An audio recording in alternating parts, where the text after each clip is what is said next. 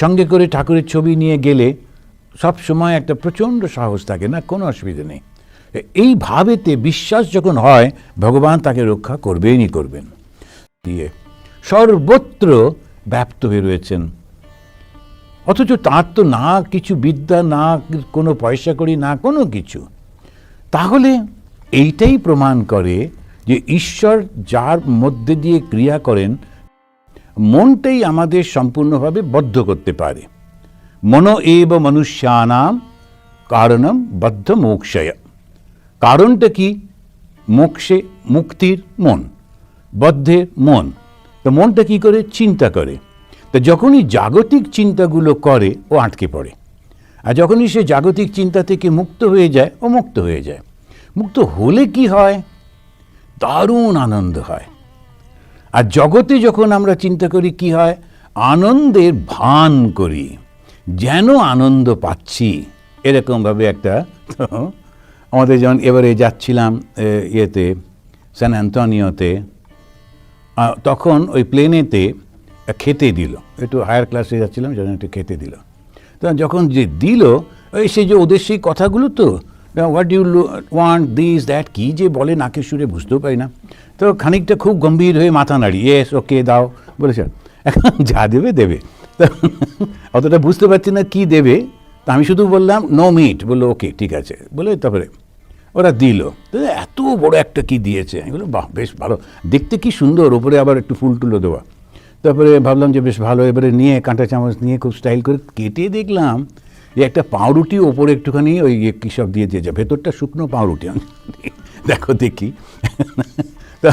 তখন আমার মনে হলো এইটা হচ্ছে জগৎ, দেখতে কি সুন্দর ওপরটায়, কিন্তু ভেতরটা কি গোলমেলে।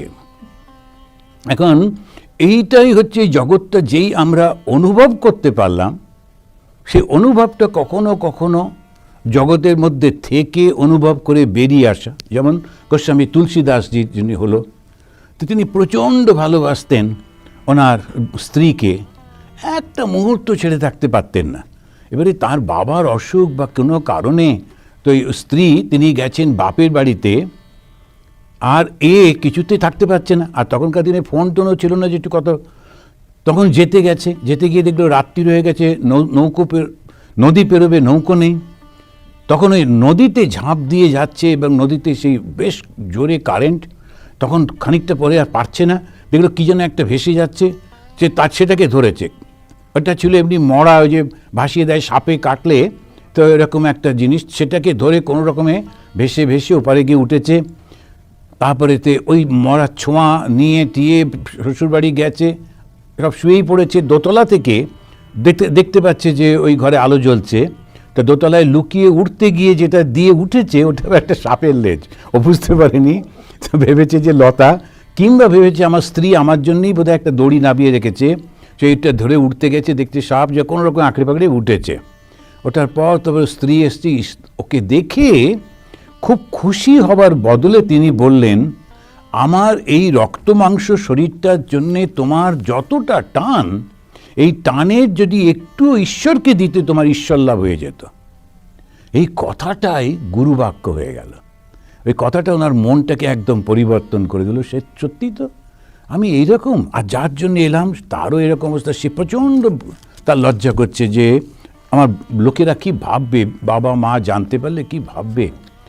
একই একটা মানে পুরুষ মানুষ, তো খুব ওকে অপমান করায় উনি সেই যে চলে গেলেন ঘর থেকে নেমে গিয়ে তুলসীদাস হলেন। তো এক একটা ঘটনা মানুষকে কত পরিবর্তন করে দিতে পারে। তো সেই ওইটাই হচ্ছে এবারে অনুরাগ এসে যাচ্ছে, রাগটাই, আকর্ষণটা আছে, আকর্ষণটা ঈশ্বরে চলে গেল। এবার ঈশ্বরের প্রতি এত প্রবল আকর্ষণ হচ্ছে যে সকাল থেকে উঠে সে সুন্দর করে পরিষ্কার পরিচ্ছন্ন করে ধূপ ধুনো দিয়ে, গোপাল ওঠো বলে তোকে তুলে, তারপরে তাকে খেতে দিচ্ছে, তার খেলার ব্যবস্থা করছে, সারাক্ষণ ওর মধ্যে এমন আনন্দের মধ্যে থাকে সেই অনুরাগ। জগতের যে আনন্দ সেটা ক্ষণিকের, কিন্তু যখন আমরা ঈশ্বরের আনন্দের মধ্যে যাই সেটা চিরবর্তমান, চিরদিনের থাকে। অপ্রাকৃত প্রেম হচ্ছে অনুরাগ। আর রতি মানে কি? ওই ভালোবাসাটাই, ভগবানের প্রতি ভালোবাসাটা খেলার মধ্যে দিয়ে, নানান রকমের ক্রিয়ার মধ্যে দিয়ে। সে ক্রিয়াগুলো কি কি? শান্ত, দাস্য, সখ্য, বাৎসল্য, মধুর। সেটা হচ্ছে রতি, 5 রকমের আনন্দ।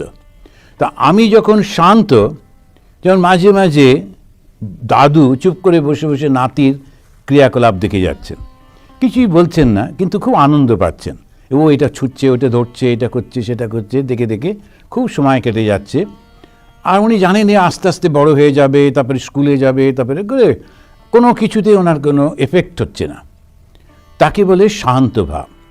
যখন দ্রৌপদীর বস্ত্রহরণ হচ্ছে, তখন ভীষ্ম চুপ করে বসে আছেন।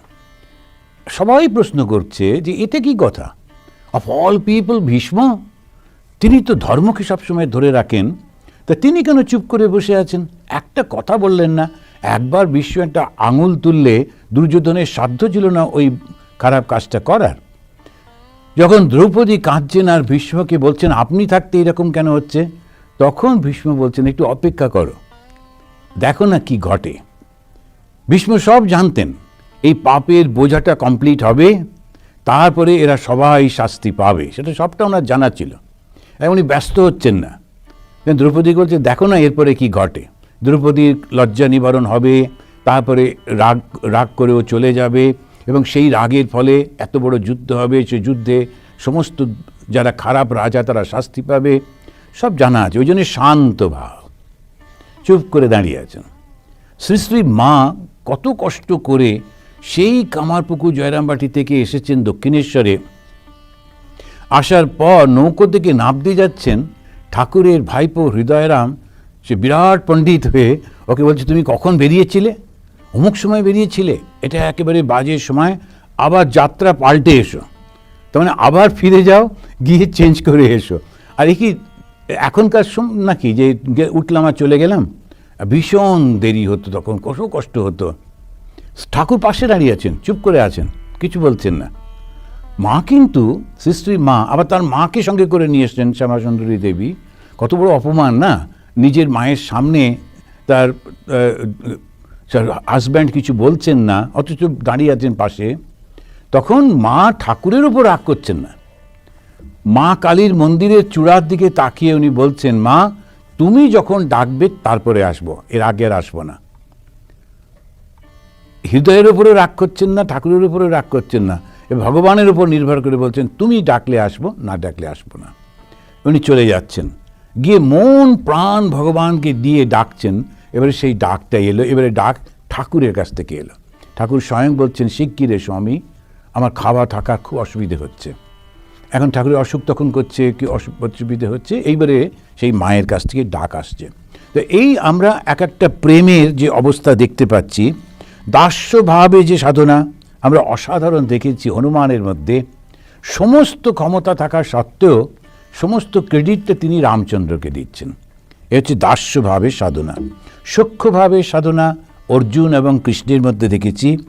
বাৎসল্য সে বিখ্যাত গল্প রয়েছে বাৎসল্যের, এবং মধুর ভাবটা সেইটার উপরে নির্ভর করে চৈতন্য মহাপ্রভু এক অসাধারণ সৃষ্টি করেছেন রাধা এবং কৃষ্ণ। রাধা কিন্তু অন্যান্য বৈষ্ণবদের মধ্যে নেই। ভারতের যে বৈষ্ণব সম্প্রদায় আছেন তারা একমাত্র গৌড়ীয় বৈষ্ণব যারা, অর্থাৎ বাংলার যারা বৈষ্ণব, তারাই কেবলমাত্র রাধা এবং কৃষ্ণ এটাকে নিয়ে চলেন। এবং ওই যে গানটা রাধা কৃষ্ণ ইত্যাদি এই সমস্ত কিছু চৈতন্য মহাপ্রভুর। কেন? ওই যে মধুর ভাবটাকে তিনি মূর্তি দিয়ে দিলেন। তিনি একটা মূর্তি সুন্দর কল্পনা করে বললেন যদি ভগবানকে ভালোবাসো তাহলে কীরকম হবে? এই রাধা কীরকম? একজনের স্ত্রী, কিন্তু তবু ভগবানের প্রতি টানে সমাজের সমস্ত বাধা অপমান সব কিছু ভুলে ছুটে ছুটে যাচ্ছেন ভগবানের টানে। তো বাঁশির যে ডাকটা, বাঁশির যে আওয়াজটা, ওটা ভগবানের আহ্বান। এর মধ্যে জাগতিক যে প্রেমকে আমরা জড়িয়ে ফেলি নানা রকমের সিনেমা টিনেমা, ওগুলো একেবারে ভুল। ওটা কিন্তু না, এটা সম্পূর্ণভাবে আলাদা একটা অদ্ভুত ধরনের আধ্যাত্মিক ভালোবাসা। তো এইটা ঠাকুর বলছেন, গান করতে করতে বলছেন, নাথ তুমি সর্বস্ব আমার, প্রাণাধার সারাত সার, নাহি তোমা বিনে কেহ ত্রিভুবনে বলিবার আপনার। নাহি তোমা বিনে কেহ, তুমি ছাড়া এই জগতে আপনার বলতে কেউ নেই। তাকে বলছেন, নাথ তুমি সর্বস্ব আমার, প্রাণাধার সারাত সার। এই সম্পূর্ণভাবে যখন ভগবানের প্রতি নির্ভরশীল হতে পারি তখনই এইটা সম্ভব। তুমি সুখ শান্তি, সহায় সম্বল, সম্পদ ঐশ্বর্য, জ্ঞান বুদ্ধি বল। তুমি বাসগৃহ, আরামের স্থল, আত্মীয় বন্ধু পরিবার। তুমি ইহকাল, তুমি পরিত্রাণ, তুমি পরকাল, তুমি স্বর্গধাম। এই যে গানটার মধ্যে দিয়ে ভগবানকে সব কিছু হচ্ছে তুমি, তোমার ছাড়া কোনো কিছু নেই।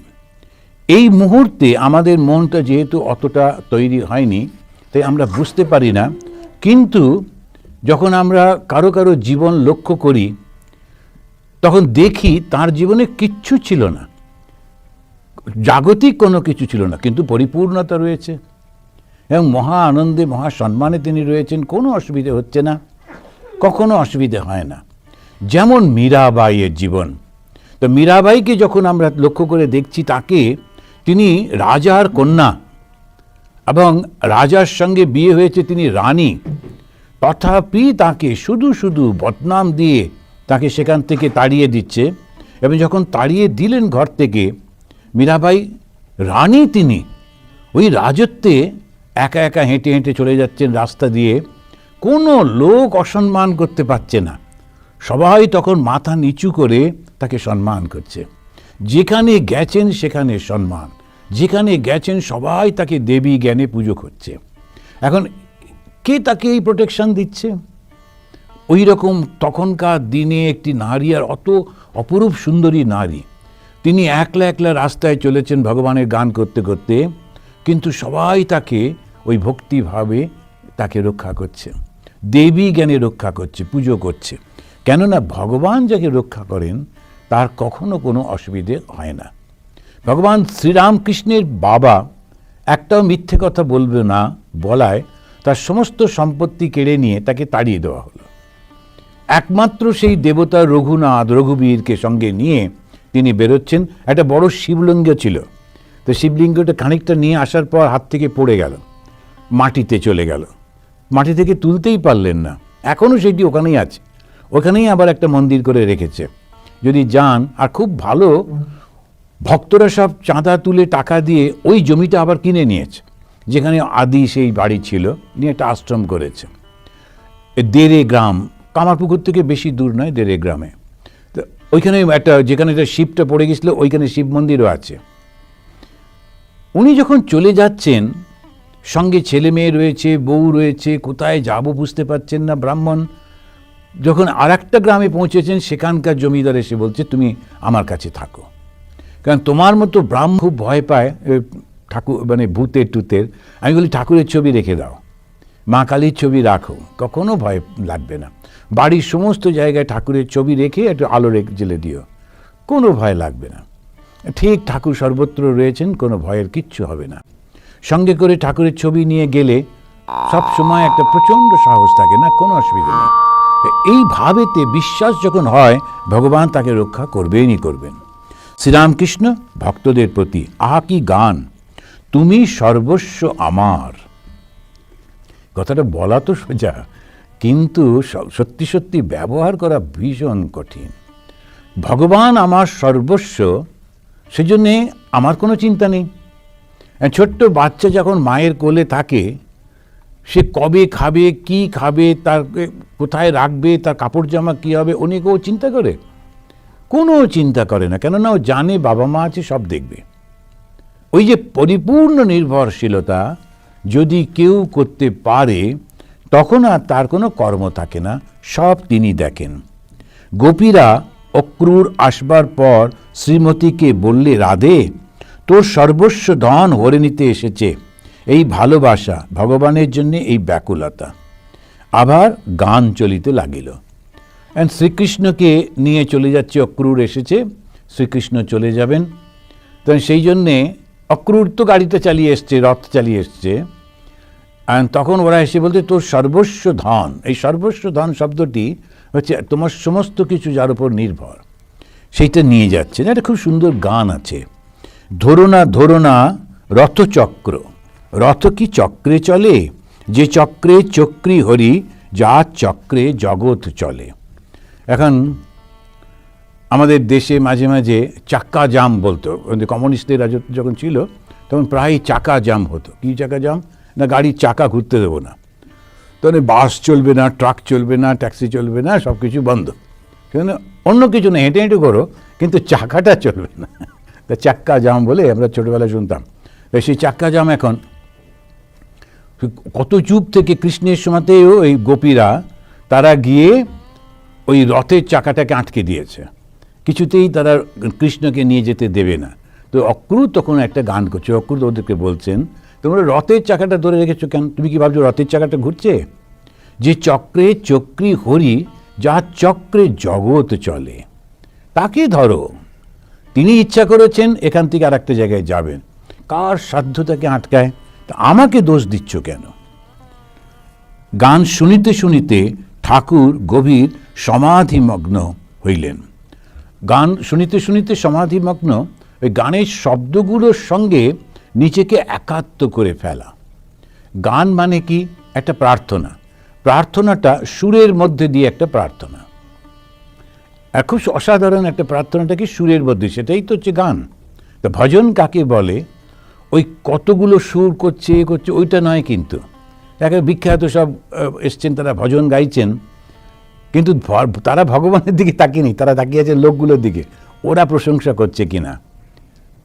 ওটা ঠিক ঠিক কিন্তু ভজন হলো না। এখন ভজন যারা করে তারা কিন্তু লোকের কথা মনেই করতে পারে না, সম্পূর্ণভাবে ঈশ্বরের নির্ভর হয়ে গান করে। সেই যে গান, সেটা একদম অসাধারণ হয়। তো এইসব নানান রকমের কাহিনী আছে। যেমন মীরাবাই গান করতেন, আর তানসেনও গান করতেন। তো তানসেন তো নবাবের সঙ্গীত, নবাবকে সঙ্গীত শোনাতেন। তো বাদশাহ আকবরের তিনি ওখানে ছিলেন। তো তানসেনের খুব নাম টাম ছিল বটে, তিনি গানের মধ্যে দিয়ে আগুন জ্বালাতে পারতেন, এই করতো। আর মীরাবাই নিজের মতো গান করে। খবরটা যখন নবাবের কাছে গেছে, তখন নবাব বলছেন তানসেনকে, তুমি ওনাকে ইনভাইট করো, আমি আর এখানে গান শুনবো। গেল, নবাব ডেকেছেন। মীরাবাই বলল, না, আমি মন্দিরের ভেতরে ছাড়া কোথাও গান করি না। তখন ওকে জোর করা হলো না। তখন নবাব বললেন, চলো একটা কাজ করি, আমরা দুজনে যাই ওখানে, গিয়ে গানটা শুনে আসি। কিন্তু গেলে তো হলো না। যখন সন্ধেবেলায় তিনি ওই গান করতেন, ভগবানের আরতি করতেন, তখন সাধারণ লোকের বেশি যদি বসে তাহলে, কেননা রাজপুরুষ হলে আর উনি গান করবেনই না। তাহলে ওরা পোশাক বদল করে দুজনে গিয়ে বসে ওই গানটা শুনলেন, শুনে মুগ্ধ হয়ে গেলেন।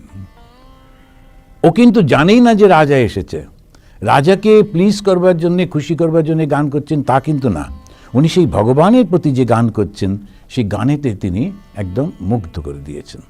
তো এই গানটা কি গান? আমার যে ভালোবাসাটা, আমার যে ভক্তিটা, আমার যে প্রার্থনাটা, সেইটাই সুরের মধ্যে দিয়ে ভগবানের চরণে অর্পণ করছি। প্রত্যেকটা শব্দ এক একটা ফুল, সেই ফুলগুলো আস্তে আস্তে গিয়ে ভগবানের চরণে অর্পিত হচ্ছে। একবার যদি কেউ এরকম করতে পারে, তাহলে সে নিজে ধন্য হয়ে যায়, আর জগতের লোক মুগ্ধ হয়ে যায় সেই গান শুনে। কিন্তু অতটা আমাদের থাকতে পারি না, তো সেজন্য লোককে খুশি করবার জন্য গান করি। নরেন্দ্রনাথের গান ঠাকুরের খুব ভালো লাগতো, কিন্তু একদিন নরেন্দ্রনাথ কাউকে পরোয়া করতেন না, নিজের মতো গান টান করতেন। কিন্তু একদিন অনেক লোকেরা বসেছে, এবারে ও খুব একটু কনসিয়াস হয়ে গেছে। 18-19 বছরের ছেলে, এতগুলো লোক আমার গান শুনবে, খুব ভালো করে তানপুরাটা বাজছে, টুং টুং করছে, তবলার সঙ্গে টিউন করাচ্ছে। তখন ঠাকুর বিরক্ত হয়ে বলছেন, আজকে টুং টুং টুকটুক হোক, কালকে গান হবে, কেননা এটা বাঁধ দেওয়া এত সময় লাগছে, তা আজকে হোক টুকটুক, তারপরে কালকে গান।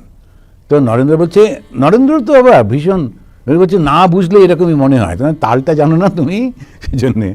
এখন সে ঠাকুর আর নরেন্দ্র এরকম করে, কিন্তু যখন গানটা করলেন তখন সেই দিন, বোধহয় সেই দিন, আমার মনে পড়ছে না, কিংবা অন্য একটা দিনে, ঠাকুর নরেন্দ্রনাথকে বলেছিলেন, যার গান শুনে উনি সমাধিস্থ হতেন, তাকে বলেছিলেন, আজকে তোর গানটা আলুনি লাগলো। বাংলার এই শব্দগুলো নুন না দিলে যেমন টেস্টলেস হয়ে যায় একটা কোনো রান্না, সেরকম বলছেন, আলুনি লাগলো তোর গানটা। কেন? মানুষকে শোনাবার চেষ্টা করেছিস, ভগবানকে তুষ্ট করার চেষ্টা করিসনি। তা ভক্ত যে, সে শুধু ভগবানের উপর নির্ভর করে, ভগবানকে সব কিছু বলে, ভগবানকে এর নির্ভর করলে, ভগবানকে বললে তখন অদ্ভুত কতগুলো ঘটনা ঘটতে থাকে। কি ঘটনা? সবাই তাকে খুব ভালোবাসে, ভালোবাসতে বাধ্য হয়। ভগবান আছেন কি নেই, এই যে প্রশ্নটা, এই প্রশ্নের উত্তর কিন্তু এই মহাপুরুষদের জীবনগুলো।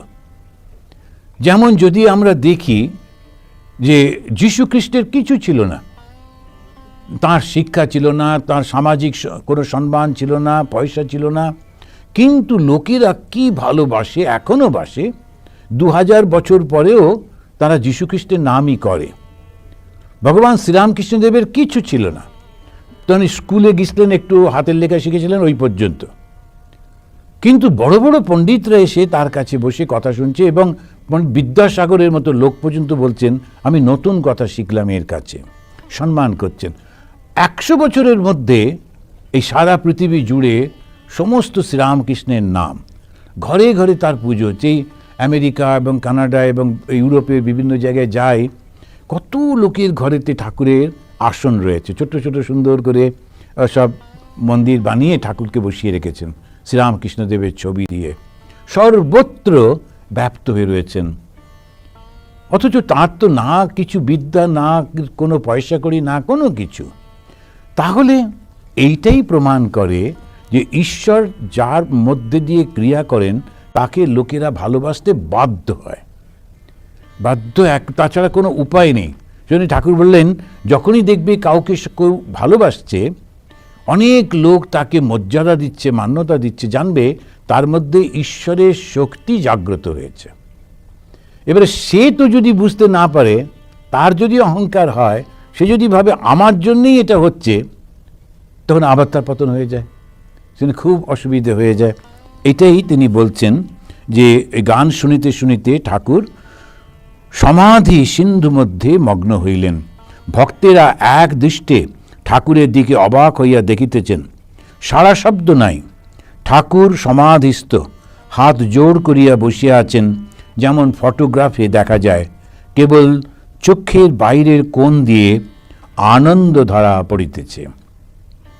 এখন চোখের এই দিক দিয়ে যখন জলটা পড়ে তখন দুঃখের জল, যে লোকেরা যখন কাঁদে তখন এই ভেতরে মানে নাকের কাছ দিয়ে, আর যখন বাইরের দিয়ে জলটা পড়ে ওটা ভগবানের প্রতি ভালোবাসা বলে পড়ে। খেয়াল করে দেখবেন, যখনই আমরা কাঁদি সব সময় চোখের জলটা নাকের পাশ দিয়ে পড়ে, কিন্তু যখন ভগবানের জন্য সত্যি সত্যি কেউ ডাকতে পারে তখন বাইরের কোণটা দিয়ে জলটা পড়ে। তো এইটা দেখছেন উনি, আনন্দ ধারা পড়িতেছে। অনেকক্ষণ পর ঠাকুর প্রকৃতিস্থ হইলেন, কিন্তু সমাধির মধ্যে যাকে দর্শন করেছিলেন তার সঙ্গে কি কথা কইতেছেন? একটি আধটি ভক্তদের কানে পৌঁছতে ঠাকুর আপনা আপনা বলিতেছেন, তুমি আমি, আমি তুমি। একটু আগে ভক্তির কথা হলো, ভগবান আলাদা, আমি আলাদা, ভগবানকে আমি ভালোবাসছি, ভগবানের জন্যে আমি সব কিছু করছি, তোমাকে ছাড়া থাকতে পারছি না।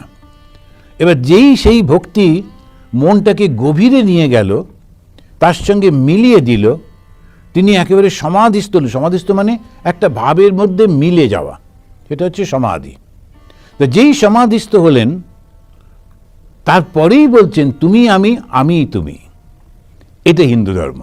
হিন্দু ধর্মের মজাটা হচ্ছে যেন মনে হচ্ছে দ্বৈত ভাব, দ্বৈত মানে দুই, ভগবান আলাদা, আমি আলাদা, কিন্তু যেই সেটা একত্র হয়ে যাচ্ছে তখন যিনি ভক্ত তিনি বলছেন আমি তুমি, তুমি আমি।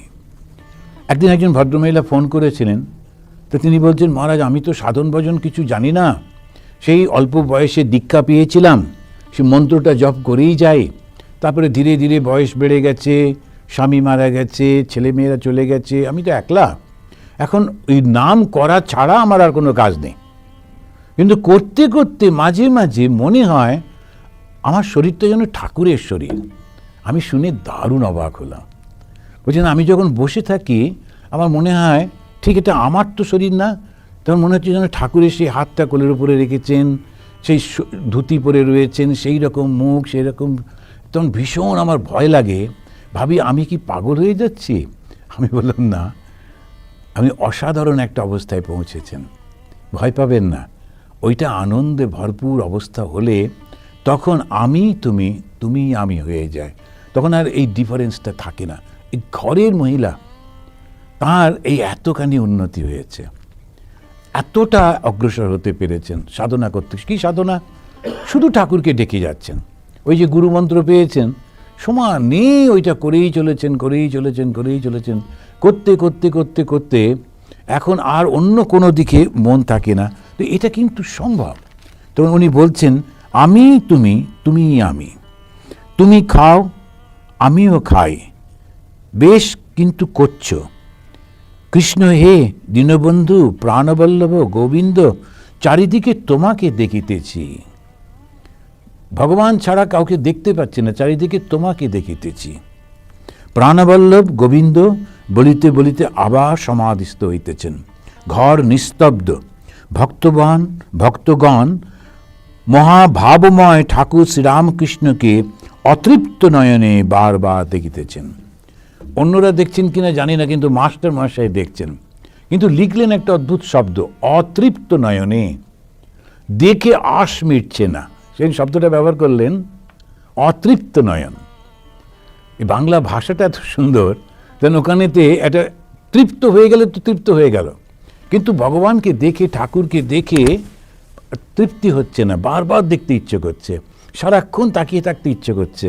সেজন্য বলছেন অতৃপ্ত নয়নে তার দিকে তাকিয়ে রয়েছেন।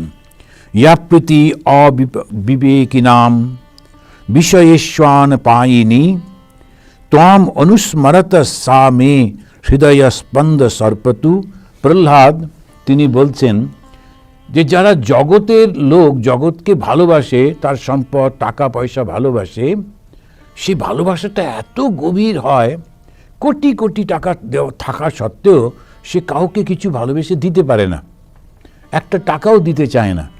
গরিব একটা মানুষ, সে হয়তো রিক্সা টেনে নিয়ে এসছে, তার সঙ্গে দারুণ তর্কাতর্কি করছে একটু ওই 4 আনা 8 আনা কমাবার জন্যে।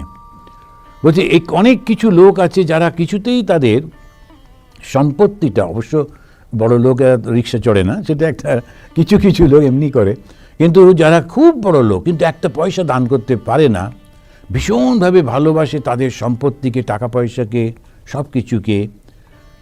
তাদের যে ভালোবাসাটা, ওই রকম ভালোবাসা যেন আমার তোমার প্রতি হয়। প্রহ্লাদ বলছেন, সে বিখ্যাত ভক্ত প্রহ্লাদ, তিনি বলছেন, হে কৃষ্ণ, হে ভগবান, যে ওই যে বিষয়ই যেমন ভগবানকে না ডেকে ওই বিষয়টাকে ডাকছে, আমার ভালোবাসাটা যেন ওদের মতো হয়।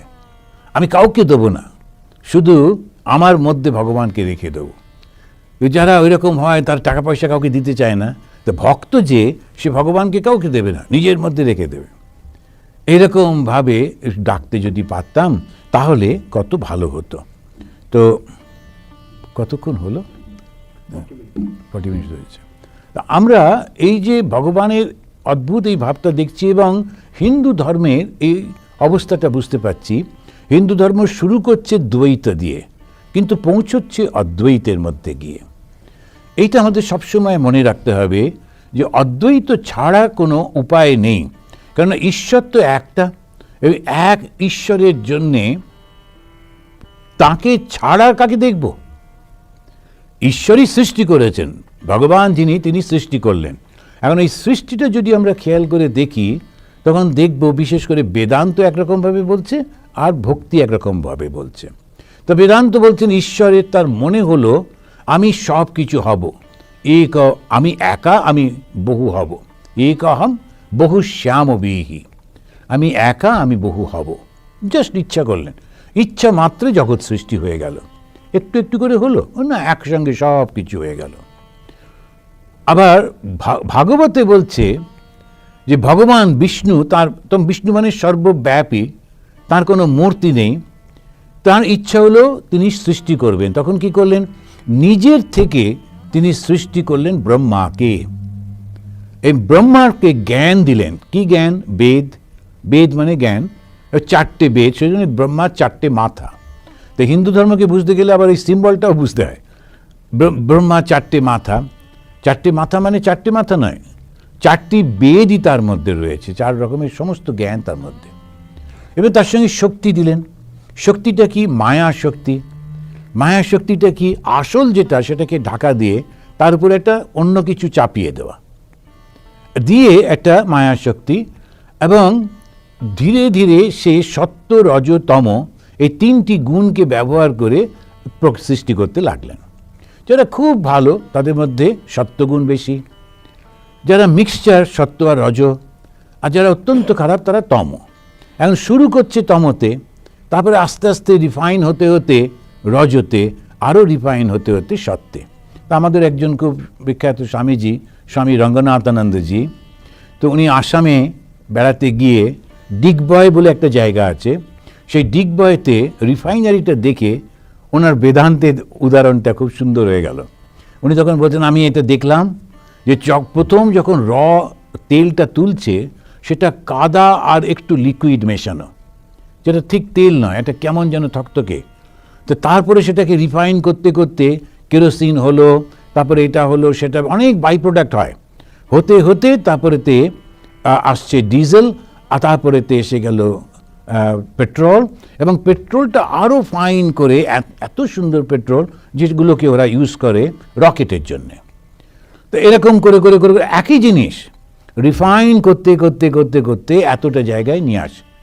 এবারে মানুষ যখন প্রথম জন্মায় তার মধ্যে সব কিছুই থাকে, তার মধ্যে কাম, হিংসা, রোগ সব কিছু রয়েছে।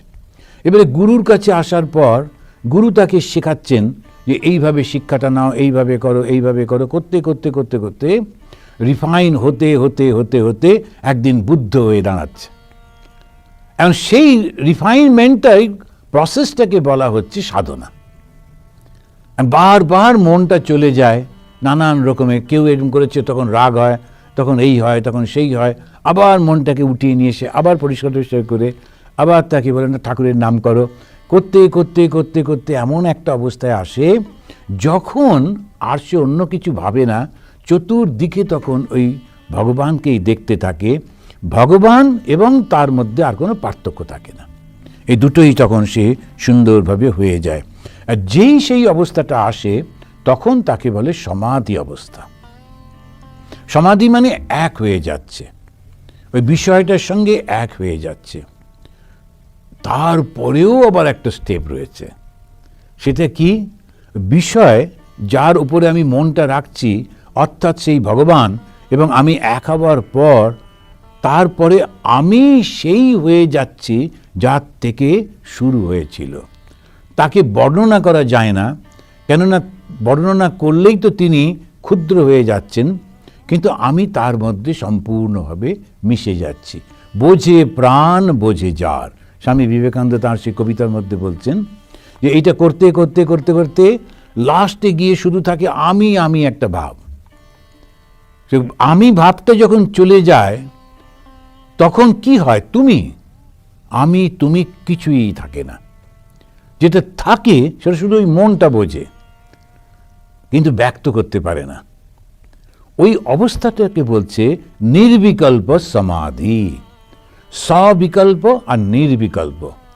সবিকল্প মানে হচ্ছে কোনো একটা বিষয় নিয়ে তার উপরে মনটা রাখা, আর নির্বিকল্প হচ্ছে কোনো বিষয় নেই কিন্তু মনটাই নেই।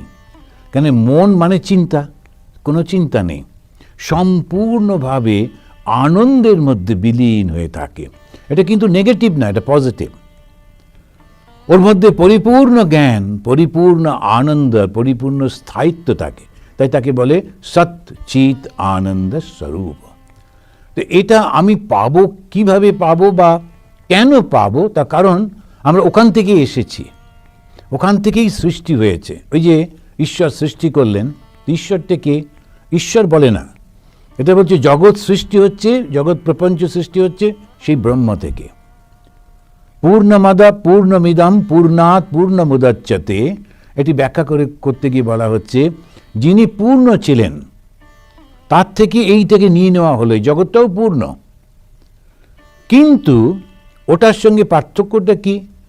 এটা শেষ হয়ে যায় গিয়ে আবার ওতে মিলে হয়ে যায়, আবার ওখান থেকে আসে, এইরকম চলতে থাকে।